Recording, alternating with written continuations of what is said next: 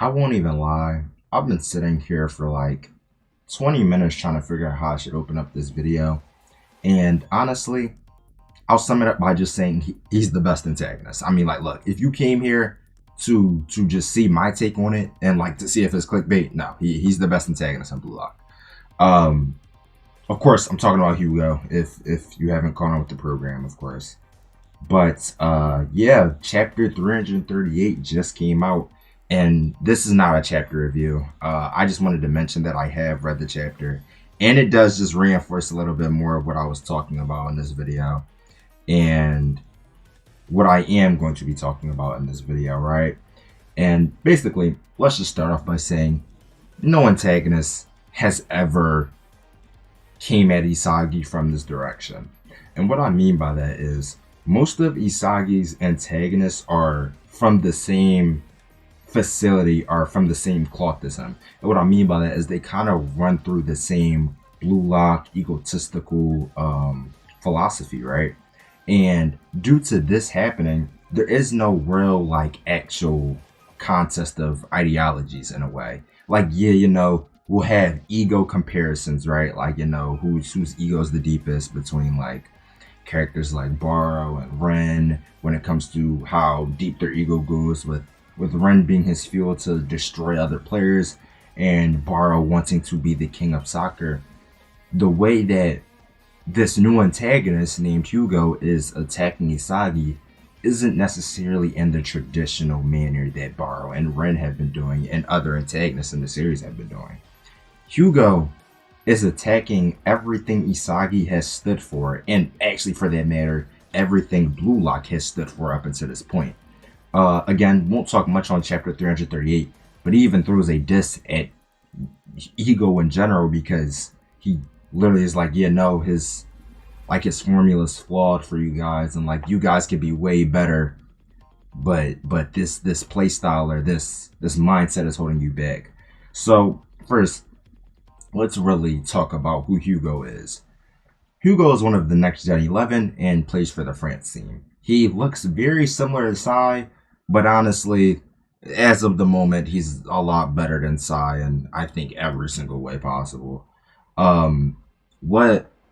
How do I even want to really speak on Hugo, and how do I want to do this, right? So first, let's just talk about the fact that Isagi has been useless this entire game. And before we even get into the actual like the ideology clash and the complexity and the weight of the conversation and the debate that they're having between each other, let's just talk about how Isagi has been rendered useless by Hugo and the way Hugo plays, and just by destroying every single option he's had on the field and basically deeming Blue Lock useless without Isagi, right? And why this is such a big problem for Isagi is just after the Nigeria game, he's already questioning how he was going to continue on as a number one. And if everybody like Kaiser and Loki felt this pressure all the time of being number one. And shortly after this, in the France game, he went into Hugo, a player that is smarter than him, better than him, and has a more suitable formula than him, right? And now that I'm done talking about how Isagi's getting destroyed on the field, I can now get into why Hugo defies everything Blue Lock has stood for. Blue Lock has a very egotistical way of doing things about, scoring for your own goal, doing this for yourself, being the number one striker is the main goal that Ego has tried to reproduce. And most of the strikers in Blue Lock have put this into their minds. Like this is their mindset. They want to be the best striker in the world. But Hugo is not a striker. He is a midfielder. And in this sense, he has a deeper ego than them, in my personal opinion. In the latest chapter, we get revealed that Hugo's true ego, or his goal at the moment, is to win 4 World Cups, which is one more than Pele, right? And why this is crazy and why I do deem this as a deeper ego or a deeper drive than everybody in Blue Locks is the fact that all of them want to be the best striker, but none of them really want to be one of the best players in the world besides just the best striker. Now, in Blue Lock, I will say they do try and write off the best striker and best player in the same, like kind of in the same manner, but that's just not the case. I mean, I do think that there are big differences between strikers and other positions on the field and just the way that they help the team out and play in general. But I do think that Hugo's goal is by far harder than any goal that any blue locker has, because being the number one striker has already been in some of these players' graphs. Like they've created formulas of weapons and they'll say that this will lead me to the number one spot. And they've even played against some of the best strikers and the best striker in the world, and in some manner have been able to coexist on the same field as them. But Hugo is aiming for something way deeper, and that is achievements and accomplishments, right? And he breaks Isagi down by saying you're not suited to be number one. Now, again, this can mean a few things, but the main thing is you're just not. So you're not meant to be number one. Imagine somebody telling you your entire life that you were meant to be special, and then you run into this one person that breaks you down and says that you are meant to be second fiddle. Now, Isagi, of course, is hard-headed. We know he's been able to conquer people like Baro, again, Ren, Kaiser, antagonists like that, right? But in this case, Hugo's different from them because he's attacking his mindset and everything he stood for about being number one and being the best and letting his ego guide him. And this is even further contradicted by the fact that Karasu and Hiyori just scored a goal through teamwork and Karasu letting his own goal go and only relying on Hiyori, which is what Hugo was preaching about. When you set your mind to just being number two, great things can happen. And this even causes an entire, what people are calling civil war in Blue Lock, where Isagi and Karasu are arguing on the field, and they're going to let these philosophies clash between Blue Locks and being the second best, right? So there's already players on the Blue Lock team accepting that Hugo is already right, and Hugo's own words is messing up the entire team's infrastructure in general, right? And I think that's just so insane to me that one player could change the entire view of how all of these players are thinking and how they're moving, right?